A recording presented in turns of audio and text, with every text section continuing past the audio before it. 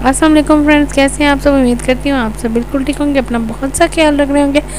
आज जो वीडियो मैं आपके लिए लेके आई हूँ वो 487 बच्चों के नशोनुमा के हवाले से इसके इंपॉर्टेंट क्वेश्चन मैं आपको बताने जा रही हूँ। अगर आप इन क्वेश्चन की अच्छे से तैयारी कर लेते हैं और जो इंस्ट्रक्शन मैं आपको पेपर के हवाले से देखती हूँ उन सब पर अमल कर लेते हैं तो मुझे उम्मीद है कि आप पेपर में बहुत अच्छे नंबर लेने में कामयाब हो जाएंगे। सबसे पहले हम पेपर पैटर्न की तरफ चलते हैं। हमारा जो पेपर पैटर्न है उसमें कुल नंबर 100 होते हैं। 40 नंबर लेना ज़रूरी होते हैं। अगर 40 से कम नंबर लेंगे तो फेल हो जाएंगे।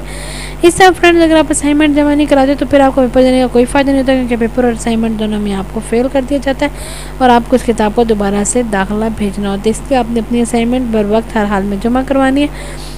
इसके अलावा इसमें टोटल 8 सवाल होते हैं, जिनमें से 5 सवालात के जवाब देना आपको लाजमी होते हैं। तो फ्रेंड्स, अगर अभी तक आपने हमारा यूट्यूब चैनल सब्सक्राइब नहीं किया तो जल्दी से हमारा चैनल सब्सक्राइब कर लें। चैनल सब्सक्राइब करने के साथ साथ बेल आइकन ज़रूर दबाएं ताकि आपको हमारी वीडियोस बर वक्त हासिल हो सकें।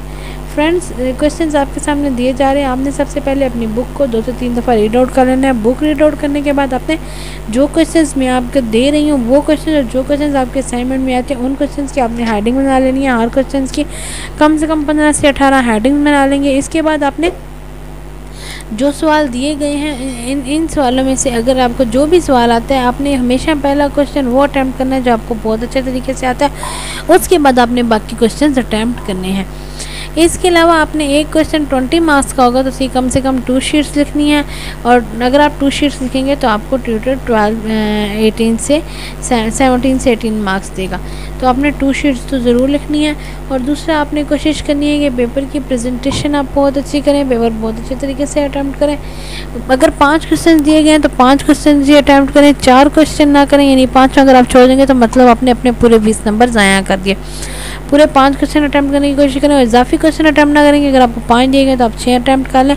ये भी ना करें क्योंकि इस तरह सिर्फ आपका वक्त ज़ाया होगा। अपने वक्त को बचाएं, अपने वक्त को इस्तेमाल करें अपने उन्हीं क्वेश्चंस पे जो 5 क्वेश्चंस आपके दिए गए हैं उन्हीं पे, और अपने वक्त को आप मल्टीप्लाई कर लें अपने टाइम के साथ उन 5 सवालों पे, ताकि हर सवाल को आप इक्वल टाइम दें और आप हर सवाल को इक्वल टाइम में पूरा करने की कोशिश करें और आप अपने 5 क्वेश्चन आसानी से मौजूदा वक्त में अटैम्प्ट कर सकें।